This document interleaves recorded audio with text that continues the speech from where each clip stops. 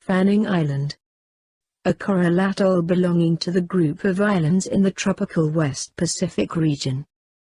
This group of islands is called the Line Islands, and it is located in the sovereign country called Republic of Kiribati. These islands group is located 1,200 miles southwest of Hawaii. Remote and isolated, but they are inhabited by people originated from the Malay archipelago. The island is pristine and is yet to be exploited by others from the outside world. However, under this postcard perfect views of the ocean, and its islands, there is a shocking discovery awaits us. Why are we here? What are we looking for?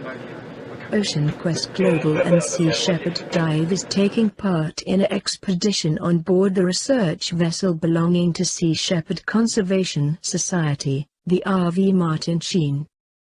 The goal for us is to assess and record our findings in the coral reefs at Fanning Island.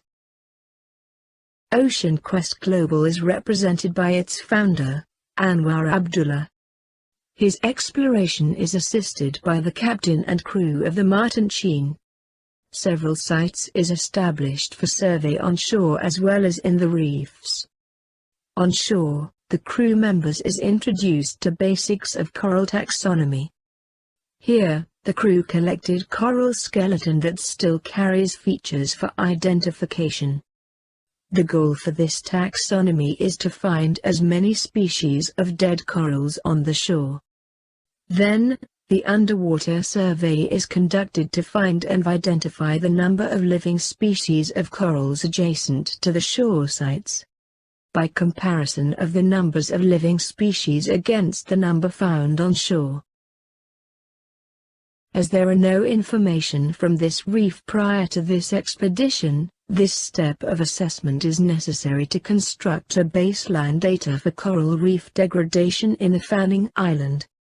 This information can be used as continuation in future research, as well as for use as a global comparison with other geographical areas around the world.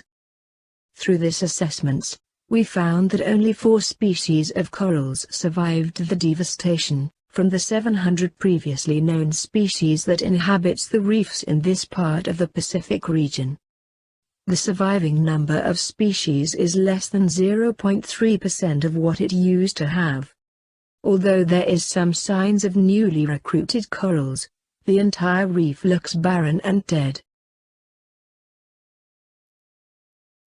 2016, Sumbawa, Indonesia. The bleaching episode at this location for entire year and documented throughout its progress. The first sign of mass bleaching can be seen as early as in January in 2016. The observations made at this location also brought us new discovery. The coral bleaching at this location is impacted by the sun's radiation instead of just the rising sea surface temperature. This can be seen on the coral colonies, as the bleaching begins at the top of the colony. Temperature-induced coral bleaching is different, and it occurs uniformly throughout the coral colony.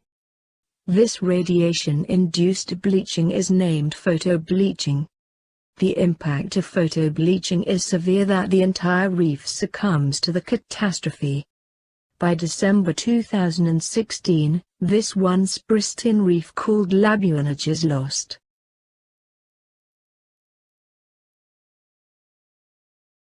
Global challenges in coral reef restoration. Techniques and methodology isn't the only factor limiting coral reef restoration. There are many factors outside coral biology that could impose major hindrance to coral conservation, especially when it is in a global scale.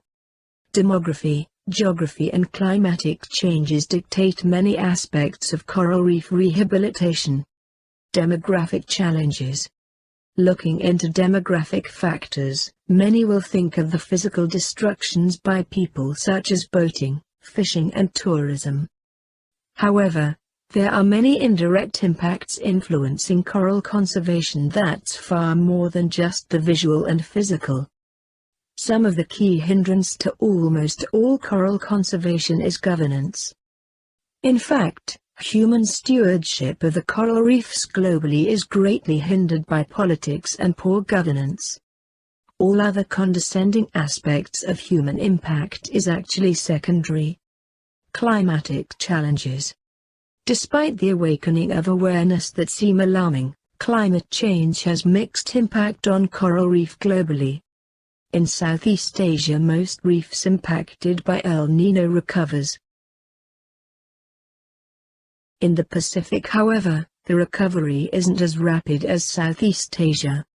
During the expedition to Fanning Island on board RV Martin Sheen, we discovered that 99% of the reef at the outer rim of the atoll is dead and with very small signs of recovery. There are some signs of new coral growth, but it is less than 0.5% as compared to the reef that is lost. The distribution is too sporadic to have rapid recovery. Post-bleaching devastation in most countries in Southeast Asia, especially in Malaysia and Thailand, is minimal. Most reef recovers within 1 year. There are also less loss of diversity as compared to the Pacific Islands.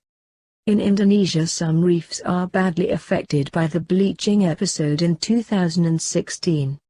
At one location, Sumbawa, the entire reef is devastated and loss of diversity is 99%. There is some new coral recruitment at that reef in 2017, but it is very little as compared to what's lost. Thus, climate change differs in its severity and impact on global coral reefs. With good management and restoration, most reef can be saved provided it is implemented without delay. Geographical challenges. Severity of coral reef destruction differs from one location to another.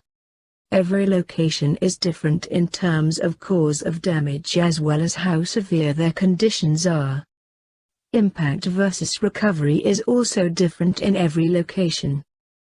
There are reefs that sustain total loss and they are the hardest to rehabilitate. This is simply because there are no corals left that can be extracted for propagation. Corals are rescued from broken fragments found on the seafloor.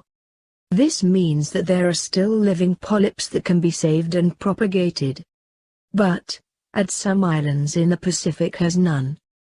There are no corals left to be rescued. The only hope for these locations is new larvae recruitment brought in by the oceanic currents from other locations. Importation of coral species into the devastated areas is not encouraged as there are many risks, including invasive species that could disrupt the natural balance of local environments. Locations in the Indian Ocean such as Maldives suffer similar fate as the Pacific Islands. Most of the major reef systems in this area is devastated by bleaching and tsunami. Naturally, the recovery of these reefs is very slow. In fact, globalizing coral restoration is meant to help speed up their recovery. The global strategy. Ocean Quest and its partner Sea Shepherd Dive are undertaking this global initiative through a strategy that manages the challenges while driving the campaign with new technology. Introducing broad-scaled assessment system and better ways of coral propagation is part of the steps. Ocean Quest set aside its proprietary knowledge of coral propagation to enable it to become universally available. Understanding the dynamic of the changing climate and its impact in different regions of the world is also part of the processes. By having a planting strategy, most seasonal challenges can be overcome. Demographic challenges are overcome through empowerment of the people and letting them take stewardship of their coral reefs. Ocean Quest provides training and give advice to local authorities for better governance of their coral reef resources. This action directly allows for a better management of time and resources to operate in many locations around the world. Coral restoration systems and technology. There are few coral gardening systems that is successful, while many are still in its experimental stages. Therefore, even if there is a good rehabilitation system, there are many other things that must be considered when expanding it to a global scale. There are many other factors besides the techniques and systems that can hinder coral restoration. For now we just look into the systems and technological side first. This consideration includes acquired data and materials used in the systems. Global data acquisition. First part of globalization is to acquire a standard and accurate data on conditions of reefs around the world.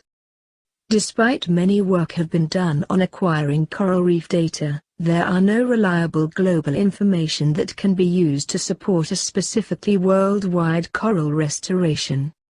Existing methodology of coral survey using transects cannot acquire accurate data for large-scale planning and monitoring.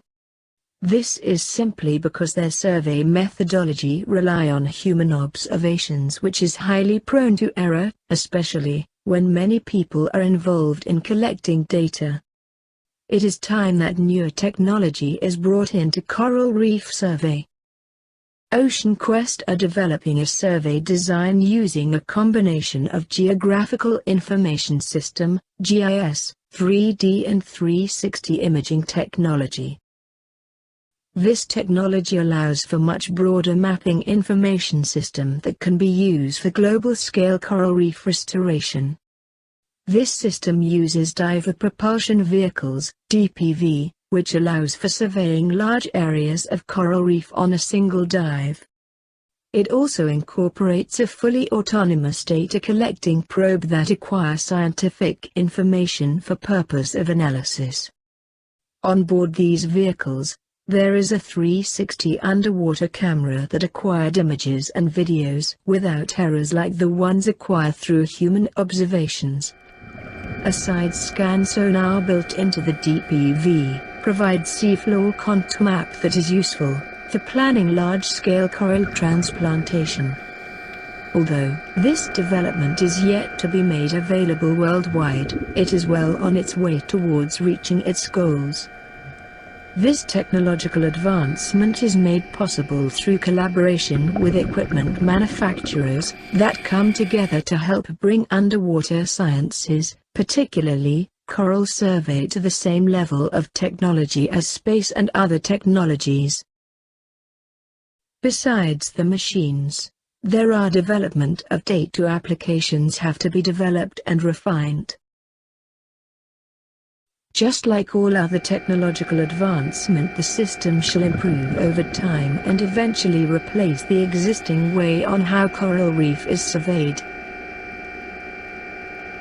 By developing this technology, OceanQuest opened the doors to new dimensions, and to finally make global-scale coral reef rehabilitation possible.